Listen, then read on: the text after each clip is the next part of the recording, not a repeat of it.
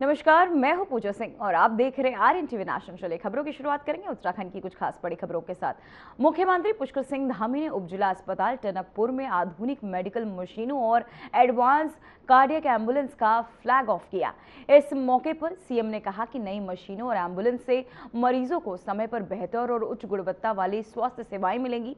उन्होंने अस्पताल प्रशासन को निर्देश दिए कि इन सुविधाओं को प्रभावी उपयोग हो और स्वास्थ्य सेवाओं में लगातार सुधार किया जाए। साथ ही इस दौरान सीएम ने क्या कुछ कहा, चलिए आपको सुनाते हैं। सीएम धामी ने किया फ्लैग ऑफ टनकपुर में नई मेडिकल मशीनें, जिससे लोगों को कई सुविधाएं भी होंगी। एडवांस कार्डियक एम्बुलेंस का भी उद्घाटन फ्लैग ऑफ करते नजर आए सीएम पुष्कर सिंह धामी। इस दौरान उन्होंने अस्पताल में डॉक्टरों से बातचीत की, मरीजों का हालचाल भी जाना। साथ ही आपको बताते चले एडवांस कार्डियक एम्बुलेंस का उद्घाटन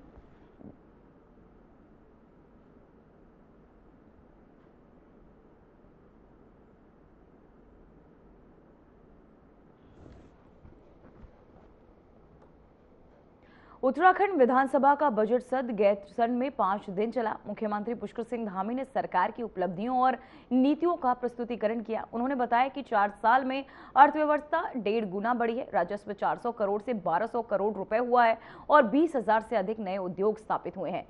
धामी ने कांग्रेस पर खनन माफिया, तुष्टीकरण और वोट बैंक राजनीति का आरोप लगाया। सदन में 12 विधेयक और 4 अध्यादेश पास हुए। मुख्यमंत्री ने साफ संदेश दिया कि उनकी सरकार का लक्ष्य उत्तराखंड को सुरक्षित, समृद्ध और आत्मनिर्भर बनाना है।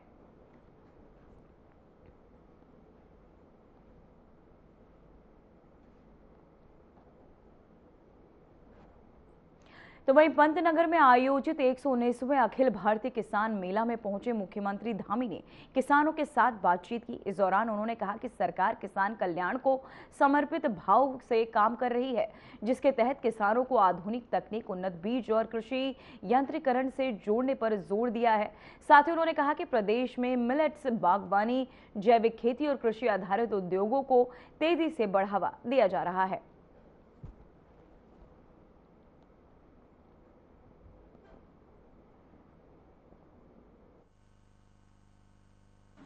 अखिल भारतीय किसान मेले एवं कृषि उद्योग प्रदर्शनी के अवसर पर मैं आप सभी का हृदय से स्वागत करता हूं, आप सबका अभिनंदन करता हूं। मेरे लिए भी अत्यंत हर्ष का विषय है कि आज मुझे इस शानदार कार्यक्रम के माध्यम से, जिसमें अभी हमारे कुलपति महोदय बता रहे थे कि 350 से भी अधिक अलग अलग प्रदर्शनियां लगी हुई है, अलग अलग स्टॉल लगे हुए हैं। इस मेले के माध्यम से आप सभी अन्नदाताओं के बीच में उपस्थित होने का शुभ अवसर प्राप्त हुआ है। मेरा मानना है कि इस प्रकार के आयोजन हमारे किसान भाइयों के लिए बहुत महत्वपूर्ण, उनके लिए एक मंच प्रदान करते हैं और तमाम प्रकार की जो कृषि के क्षेत्र में होने वाले नवाचार हैं, नए अनुसंधान हैं, नई जानकारियां हैं, उन सब से हमारे किसान भाइयों को परिचित होने का अवसर ऐसे मेले प्रदान करते हैं। क्योंकि यहाँ पर एक ही स्थान पर हमारे किसान भाई बहन जो आधुनिक कृषि तकनीकें हैं, उन्नत बीज हैं, नए कृषि यंत्र हैं, उनकी भी जानकारी प्राप्त कर सकते हैं। इसके अलावा उन्हें कृषि विशेषज्ञों से भी सीधे संवाद करने का और परस्पर अनुभवों को साझा करने का मौका मिलता है। मुझे पूरा विश्वास है कि इस मेले में प्रदर्शित आधुनिक तकनीकें, नवाचार हमारे किसान भाइयों के लिए बेहद लाभकारी होंगी और काफी उपयोगी उनके लिए साबित होंगी।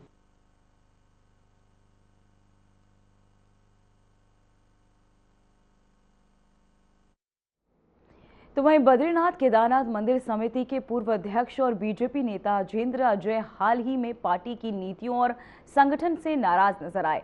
उन्होंने सोशल मीडिया पर लिखा कि बीजेपी का संगठन बदल रहा है और पुराने कार्यकर्ताओं को अब कोई जगह नहीं मिली है। अपने पोस्ट में उन्होंने राजनीति से संन्यास लेने की बात भी कही।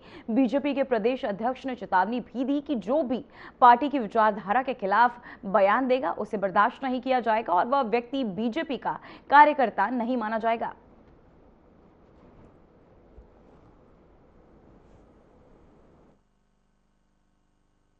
मीडिया में व्यक्ति कुछ भी लिखता रहे, लेकिन सबको अनुशासन के दायरे में रहना चाहिए।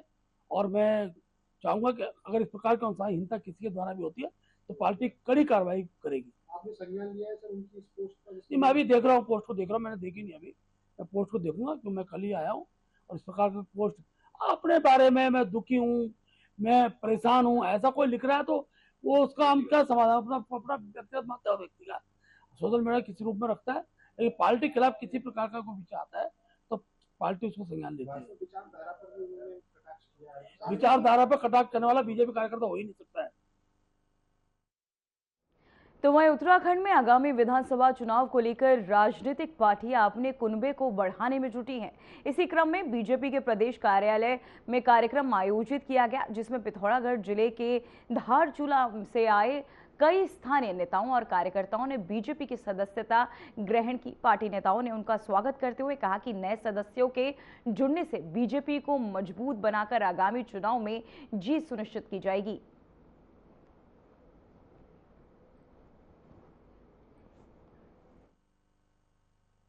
भारतीय जनता पार्टी के अंदर प्रतिदिन बड़ी संख्या में लोगों का आना हो रहा है। आज दूरस्थ क्षेत्र धारचूला से बड़ी संख्या में हम वहाँ के जो नेता हैं वो भारतीय जनता पार्टी सत्ता ले रहे हैं। उसमें नगर पालिका के वहाँ के अध्यक्ष भी हैं और हम सबका स्वागत कर रहे हैं। ये क्रम लगातार चलता रहेगा, क्योंकि मैंने कहा कि आचार संहिता लगने से पहले तक बड़ी संख्या में जो भी जनप्रतिनिधि दल के और पार्टी में आएंगे, हम सबका स्वागत करने वाले हैं। माहौल जब बनता तो बड़ी संख्या में लोग आते हैं। अभी माहौल की शुरुआत हो रही है और धीरे धीरे चीज़ें आगे बढ़ेंगी। और हमने तो अब निश्चय किया है कि पोलिंग बूथ पर दूसरे दलों में काम करने वाले कार्यकर्ता बड़ी संख्या लोगों को ज्वाइन कराएंगे। और जो लक्ष्य हमने दिया कि प्रत्येक विधानसभा को 2 से 3 हज़ार का लक्ष्य दिया हुआ है, दूसरे दलों को लोग जोड़ना है। उसी प्रक्रिया में आज धारचूला विधानसभा में ये गति आगे बढ़ रही है।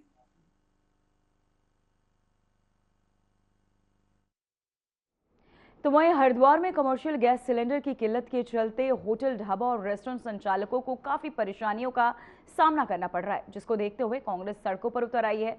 शिव मूर्ति चौक पर नेताओं और कार्यकर्ताओं ने जोरदार प्रदर्शन कर सरकार के खिलाफ नारेबाजी की।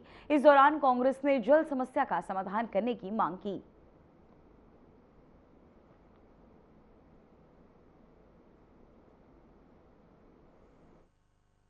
श्रद्धालु तीर्थयात्री आते हैं जो अस्थि विसर्जन के लिए और गंगा स्नान के लिए आते हैं। एक तरफ सरकार ये दावा कर रही है कि गैस की सप्लाई में कोई दिक्कत नहीं है। हम कहना चाहते हैं कि कमर्शियल सिलेंडर की सप्लाई क्यों नहीं की जा रही। कमर्शियल सिलेंडर की सप्लाई ठप होने के कारण हरिद्वार में व्यापारियों को, आम होटल वालों को, ढाबा संचालकों को, चाय की दुकान वालों को, धर्मशाला वालों को, आश्रम वालों को गैस सिलेंडर की सप्लाई ना होने के कारण कमर्शियल कठिनाइयों का सामना करना पड़ रहा है, जिसके कारण घरेलू गैस सिलेंडर की कालाबाजारी बढ़ गई है। और हम कहना चाहते हैं कि हरिद्वार एक ऐसा प्रमुख तीर्थ स्थल है यहाँ पे लोग रोज लाखों की संख्या में तीर्थयात्री आते हैं, अस्थि विसर्जन के लिए आते हैं, पिंडदान के लिए आते हैं। और सरकार को चाहिए कि हरिद्वार ही नहीं पूरे देश में इस समस्या का समाधान हो, नहीं तो आने वाले दिनों में लोगों को बहुत कठिनाइयों का सामना करना पड़ेगा।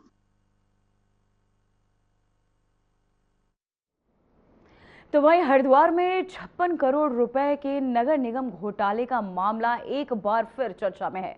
प्रशासन ने इस मामले को 2 आईएएस और 1 पीसीएस अधिकारी पर कार्यवाही की, लेकिन आरोप है कि मामले में अहम भूमिका निभाने वाले पटवारी रमेश चंद्र अब भी बचा हुआ है। स्वराज सेवा दल ने कहा कि रमेश चंद्र ने महज 24 घंटे में विवादित रिपोर्ट लगाकर घोटाले की जमीन तैयार की। संगठन ने चेतावनी दी है कि अगर पटवारी के खिलाफ कार्यवाही नहीं हुई तो 3 दिन का अल्टीमेटम पूरा होने के बाद हरिद्वार से लेकर मुख्यमंत्री आवास तक भूख हड़ताल की जाएगी।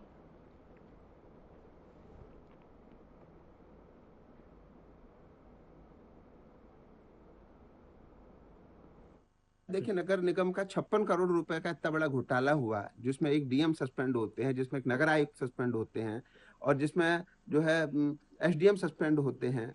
तमाम जो नगर निगम के जो कर्मचारी जिनकी संलिप्तता थी उनको पहाड़ भेज दिया जाता है या फिर अटैच कर दिया जाता है। हरिद्वार में रमेश चंद्र पटवारी, जिस पटवारी का मैं आपको चीज दिखाता हूँ, देखिए इस पटवारी के खिलाफ 420, 67, 68, 71, 120 भी आईपीसी में एक मुकदमा पंजीकृत है। इसके बाद इस पर दूसरा मुकदमा अभी लक्सर और भगवानपुर में जो वकीलों के साथ मार पिटाई हुई वो मुकदमा है। उसके बाद में साहब इसका देखिए, इसको रेवेन्यू बोर्ड ने इसके लिए लिख दिया है कि इस पर कार्रवाई की जाए। जो है जो सराय है इसमें जो ये पाया गया, इसमें इस पर कार्रवाई करने के लिए लिखा है डीएम साहब को। और जो है इसकी गिरफ्त इतनी मजबूत हो चुकी है कि ये एक पटवारी नहीं हटाया जा रहा है। तो आज हमने जिलाधिकारी महोदय को हमने ज्ञापन दिया है कि 3 दिन के अंदर इस पटवारी पर कार्रवाई होनी चाहिए। अगर पटवारी पर 3 दिन में कार्रवाई नहीं होगी तो एक गलत मैसेज पूरे प्रदेश में जाएगा। अगर 3 दिन में पटवारी पर कार्रवाई नहीं की गई तो हम हमारे तमाम कार्यकर्ता जिलाधिकारी महोदय के बाहर, जो है माननीय मुख्यमंत्री आवास के बाहर और प्रदेश के तमाम अन्य जनपदों में हमारे लोग भूख हड़ताल करेंगे, जिसकी समस्त जिम्मेदारी सरकार और प्रशासन की होगी। जिलाधिकारी ने क्या आश्वासन दिया? जिलाधिकारी महोदय ने आश्वासन दिया है कि यथाशीघ्र 3 दिन में जो भी होगा वो उचित निर्णय लिया जाएगा और जो भी होगा वो 3 दिन में सामने आ जाएगा। तो वहीं रुड़की के पिरान कलियर में सिंचाई विभाग ने अवैध रास्तों और कॉलोनियों के खिलाफ बड़ा एक्शन शुरू किया है। कावड़ पटरी के पास भूमाफियाओं द्वारा बनाई गई कॉलोनियों के लिए विभागीय जमीन पर बने रास्तों को बंद करने की तैयारी की जा रही है।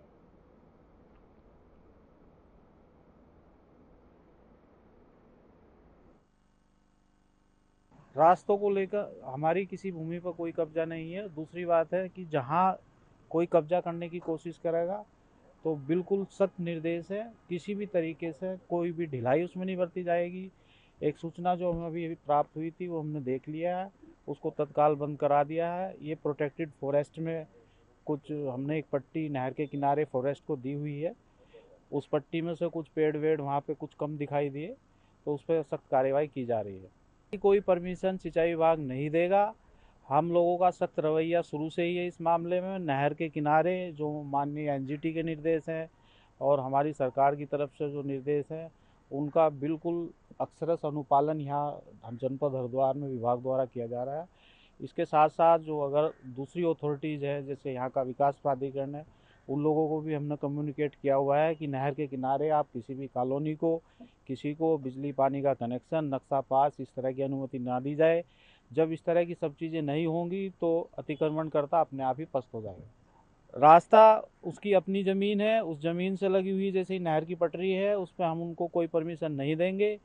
वहाँ पर हमारी जो साइड ड्रेन है, साइड ड्रेन को हमने दुरुस्त कर दिया है, वहाँ पे एक खाई बना दी गई है। साथ साथ जो खाली स्पेस है वहाँ पर वृक्षारोपण का कार्यक्रम निरंतर जारी है। तो वहीं देहरादून के विकास नगर थाना क्षेत्र में एक महिला के घर से हुई ज्वेलरी चोरी का पुलिस ने खुलासा कर दिया है। मामले में पुलिस ने सीसीटीवी फुटेज और मुखबिर की सूचना के आधार पर आरोपी को गिरफ्तार किया और चोरी की गई ज्वेलरी और कैश बरामद किया। बता दें कि शिकायतकर्ता आरोपी नशे का आदी है और अपने नशे की पूर्ति के लिए घर की चोरी करता है और साथ ही उस पर पहले भी कई चोरी और आर्म्स एक्ट के मामले दर्ज है।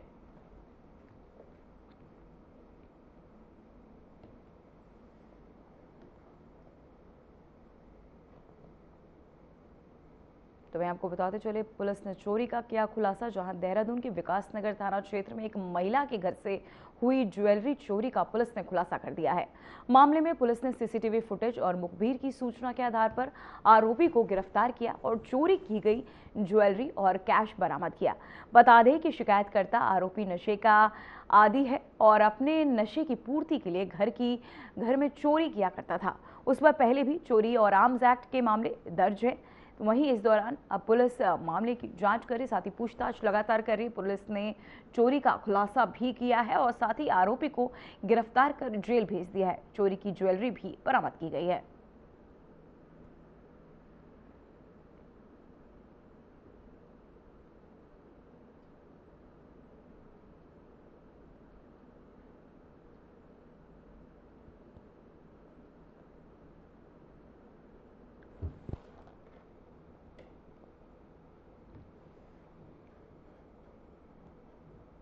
तो वहीं हरिद्वार के बहादुराबाद में जया मैक्सवेल अस्पताल में इलाज के दौरान एक मरीज की मौत के बाद परिजनों ने हंगामा कर दिया। इस दौरान मृतक के परिजनों ने अस्पताल प्रबंधन और डॉक्टरों पर गंभीर लापरवाही का आरोप लगाया, जिससे अस्पताल परिसर में अफरा तफरी मच गई। सूचना पर मौके पर पहुंची पुलिस परिजनों को शांत कर स्थिति को नियंत्रण किया और मामले की जांच में जुट गई है।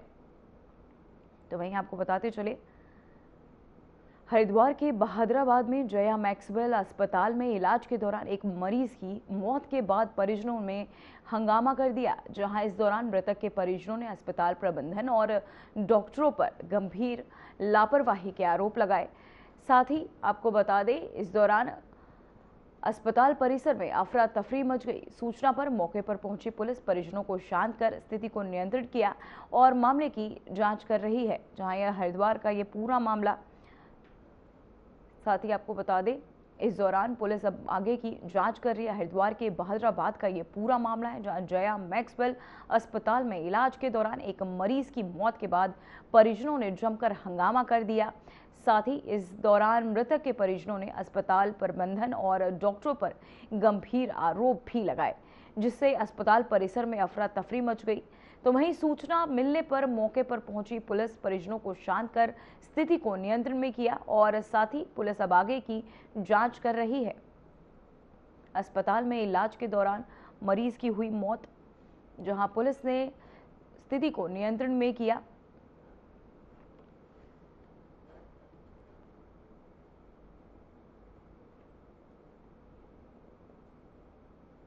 तो वहीं हरिद्वार पुलिस को ऑपरेशन स्माइल के तहत बड़ी सफलता मिली है। करीब 2 साल से लापता 8 वर्षीय बालक को पुलिस ने सुरक्षित बरामद कर लिया है। पुलिस ने परिजनों को ढूंढकर बच्चे को उनके सुपुर्द कर दिया। बता दें कि बच्चा उत्तर प्रदेश के रामपुर स्थित राजकीय बाल गृह में था और साथ ही एंटी ह्यूमन ट्रैफिकिंग यूनिट की टीम ने मौके पर पहुंचकर बालक को पहचान लिया और साथ ही जिसके बाद उसे बरामद भी किया गया। तो वहीं हरिद्वार पुलिस के हाथ लगी ये बड़ी सफलता, जहां ऑपरेशन स्माइल के चलते बालक का रेस्क्यू भी पुलिस ने किया। हरिद्वार पुलिस को ऑपरेशन स्माइल के तहत ये बड़ी सफलता मिली है। करीब 2 साल से लापता 8 वर्षीय बालक को पुलिस ने सुरक्षित बरामद किया।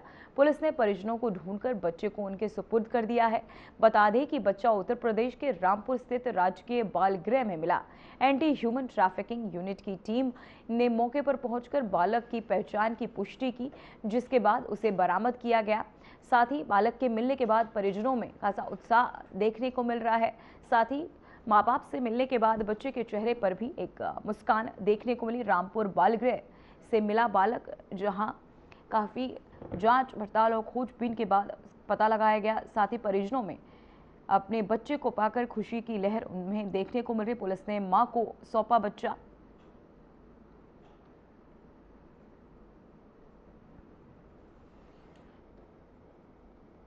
तो मैं हरिद्वार के रानीपुर कोतवाली क्षेत्र में संत निरंकारी सत्येंद्र भगवान के पास आपको बता दें, सड़क किनारे नाले में एक अज्ञात शव मिलने से इलाके में सनसनी फैल गई। सूचना मिलते ही पुलिस की टीम मौके पर पहुंची और जांच शुरू कर दी। पुलिस ने शव को कब्जे में लेकर पंचनामा भरते हुए पोस्टमार्टम के लिए जिला अस्पताल भिजवा दिया है। वहीं फॉरेंसिक टीम ने भी मौके पर पहुंचकर साक्ष्य जुटाए हैं। फिलहाल पुलिस मृतक की पहचान करने और मामले की जांच में जुटी हुई है। तो वहीं आपको बता दें, हरिद्वार का ये पूरा मामला, जहां नाले में शव मिलने से हड़कंप मचा। हरिद्वार के रानीपुर कोतवाली क्षेत्र में संत निरंकारी सत्संग भवन में के पास सड़क किनारे नाले में एक अज्ञात शव मिलने से इलाके में सनसनी फैल गई। सूचना मिलते ही पुलिस टीम मौके पर पहुंची और जांच शुरू कर दी गई। पुलिस ने शव को कब्जे में लेकर पंचनामा भरते हुए पोस्टमार्टम के लिए जिला अस्पताल भिजवा दिया है। वहीं फॉरेंसिक टीम ने भी मौके पर पहुंचकर साक्ष्य जुटाए हैं। फिलहाल पुलिस मृतक की पहचान करने और मामले की जांच में जुटी हुई है।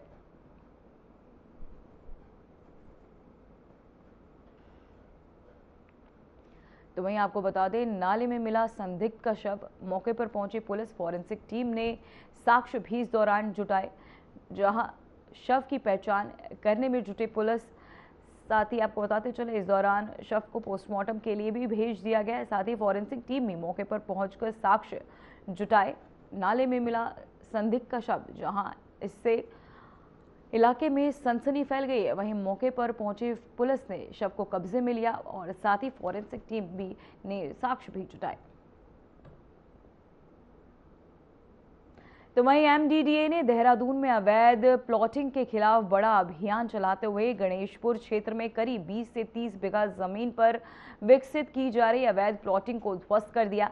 ये कार्यवाही शिमला बाईपास रोड इलाके में की गई, जहां बिना स्वीकृति कॉलोनी विकसित करने की शिकायतें लगातार मिल रही थी। एमडीडीए की टीम ने मौके पर पहुंचकर जांच की, जिसमें पाया गया कि इंद्रजीत, अरुणपाल और विकास नामक व्यक्तियों द्वारा बिना प्राधिकरण की अनुमति के जमीन को छोटे छोटे प्लॉटों में बांट बांटकर बेचने की तैयारी की जा रही थी। इस पूरी प्लॉटिंग के लिए न तो प्राधिकरण से लेआउट स्वीकृति कराया गया था और न ही कोई आवश्यक अनुमति ली गई थी। कार्यवाही के दौरान स्थानीय प्रशासन और पुलिस बल भी मौके पर मौजूद रहा। जहां आपको बताते चले, देहरादून से खबर सामने आ रही है, जहां अवैध प्लॉटिंग को लेकर मामला, साथ ही प्रशासन ने इसे ध्वस्त भी कराया। एमडीडीए ने देहरादून में अवैध प्लॉटिंग के खिलाफ बड़ा अभियान चलाते हुए गणेशपुर क्षेत्र में करीब 20 से 30 बीघा भूमि पर विकसित की जा रही अवैध प्लॉटिंग को ध्वस्त कर दिया है। ये कार्यवाही शिमला बाईपास रोड इलाके में की गई, जहां बिना स्वीकृति कॉलोनी विकसित करने की शिकायतें लगातार मिल रही थी। एमडीडीए की टीम ने मौके पर पहुंचकर जांच की, जिसमें पाया गया कि इंद्रजीत, अरुणपाल और विकास नामक व्यक्तियों द्वारा बिना प्राधिकरण की अनुमति के जमीन को छोटे छोटे प्लॉटों में बांटकर बेचने की तैयारी की जा रही थी। इस पूरी प्लॉटिंग के लिए न तो प्राधिकरण से लेआउट स्वीकृत कराया गया था और न ही कोई आवश्यक अनुमति ली गई थी। कार्यवाही के दौरान स्थानीय प्रशासन और पुलिस बल भी मौजूद रहा।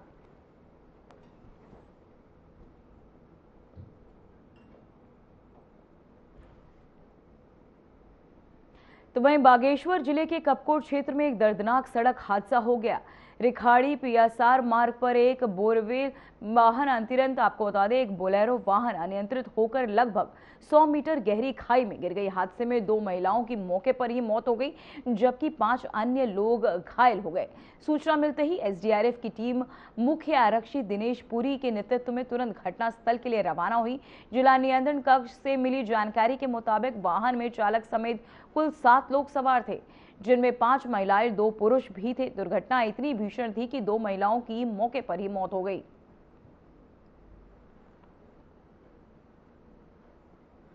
तो वहीं आपको बताते चले, बागेश्वर जिले के कपकोट क्षेत्र में एक दर्दनाक सड़क हादसा हो गया। रिखाड़ी पिया मार्ग पर एक बोरवेल वाहन अनियंत्रित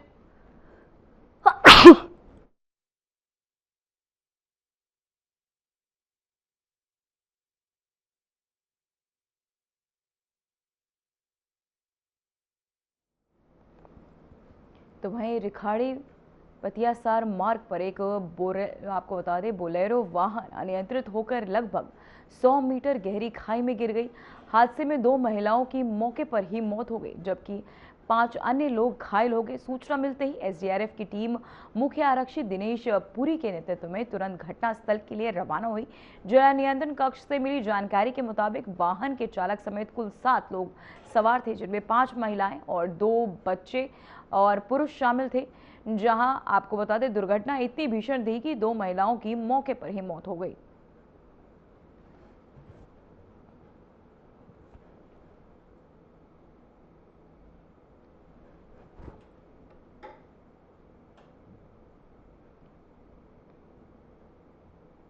फिलहाल उत्तराखंड के बुलेटिन में इतना ही। मुझे दीजिए इजाजत। नमस्कार।